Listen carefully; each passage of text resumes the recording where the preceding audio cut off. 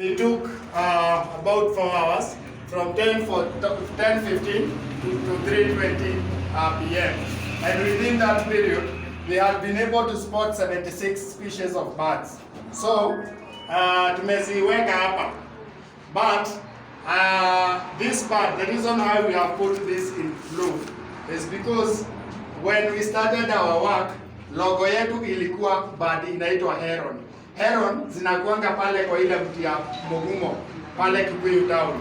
But with the time tukai-change. You remember there was a debate in the group because we wanted to have something that also is going to be a caveat for us. We know that this is something we can be able to achieve and also like an objective. And we said we are going to change from a heron to a grey bird. Yeah? And that's why we did that.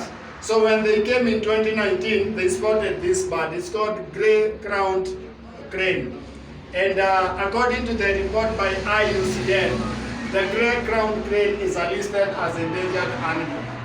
And this bird, when Nairobi became a municipality 101 years ago, they chose that bird as their emblem. When Nairobi became a city, got city status in 1954, they retained this bird as their emblem. And then when it has become a municipality in the recent years, they have still retained this bird. This is the bird that is the national emblem of Uganda. That is why even their national team is called the Ugandan Cranes, because of that bird. It is also the bird that inspired the colors of their national flag. So when we started our work, ilikuwa imepotea. Lakini sahi we have 5 of them here at the wetland. So it can tell you we are making progress in saving this wetland. Another thing that I'm going to tell you is that if you look at this, the kingfisher, watu wengi wanaonanga kingfisher wanadhani ni drink fulani. But it is a very unique bird. We have one called a malachite kingfisher, which is very, very common here. We also have another unique bird called the widow bird, Jackson widow bird. It's somewhere. Those widow birds are also very, very unique. Why are they unique? Because they are found only in Kenya and Tanzania. Ile side ingine, on the western side, you find them, but they are migratory birds. Sometimes you may find them, sometimes you don't find them. Another thing that I'm going to talk about is the activities that happens around the wetland, how the wetland is utilized. Also, we have had analysis of the climate, topography and drainage, vegetation and soils. All that is here. Then, one of the guests that we had today was the county landscape architect. And she said about the plans we have for this place. This wetland is going to be the best recreation center in Kiambu County. It is going to surpass the People's Park in Machakos County because they are stashing 50 million here. One of the things they are going to construct is an amphitheater, an open theater. Pale watu wanaweza kuja relax or have events. It is going to look like this. Another thing that they are going to do is that they are going to put a boardwalk across. The boardwalk is going to look like this. They are also going to do very nice nature trails around it. So, sasa tuko hapa. Hii wetland inakaa hivi. So when we began our work in 2016, huu kulikuwa kumeharibiwa sana. Actually, harvesters wa nyasi, they could burn it every year so that fresh vegetation inakuwa wanaendelea kukata nyasi. That one has become a thing of the past. Ile maji ambayo ilikuwa inatoka hapa, it was like black oil. Uchafu sana. Sasa hivi mtandana kama wale watapata time twende pale chini muone venye ni safi. So clean, so pure. Because we were able to stop a lot of pollution happening, especially coming from the greenhouses. Kwa sababu this greenhouse farmer, this particular one I want to address, has leased this space. Anafanya for 5 years, then anadisappear. Akidisappear, what happens? Anaachia the locals with a lot of challenges ahead. Yeah? If you look at this land ni ya Bwana hiyo, unaona hajaweka greenhouse. He has been farming here all his life. In fact, he passed on recently. His son was here.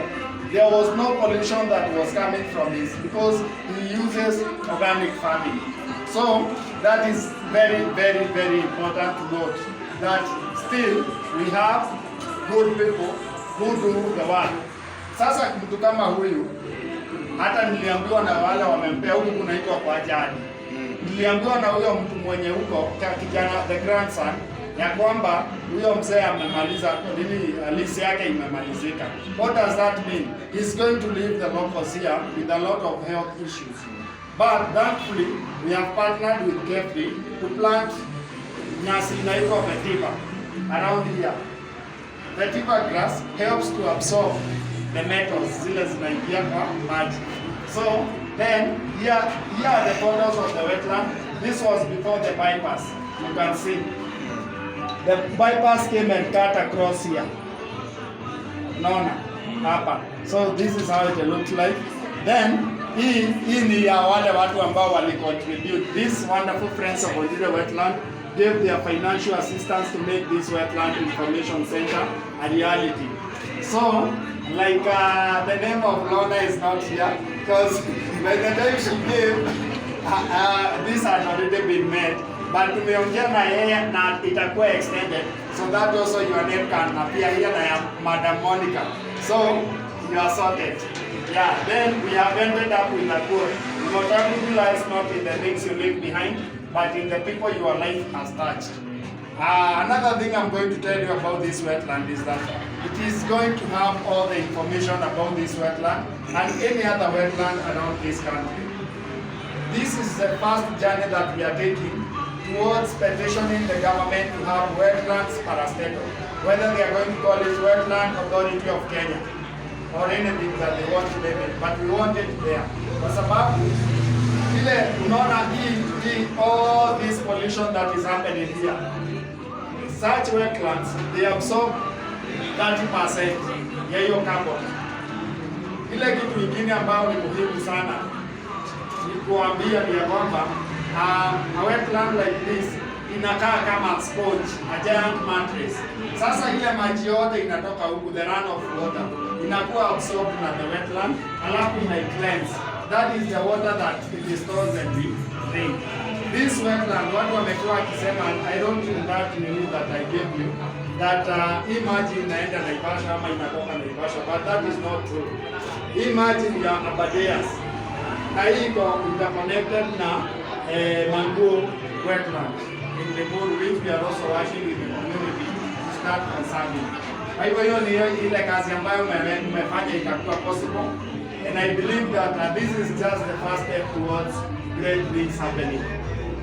Hata rais akikuja, juzi tulikuwa tumehost waziri sisi legal, tulimpeleka kichakani, hata hakukuwa visitors book, hakukuwa anything, but now when she comes here again, aona tuko na kitu kama hii, even she is able to sign a visitors book, anaona that community is thinking about its environment, because we should always be asking ourselves, because everything that is with the government is going wrong, what is the kind of legacy that we can leave to our children that is going to be remembered long after we are gone?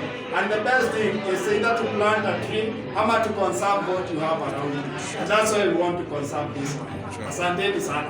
Na wale wako na time tuendeni Ondiri saa hizi. Tuende muone.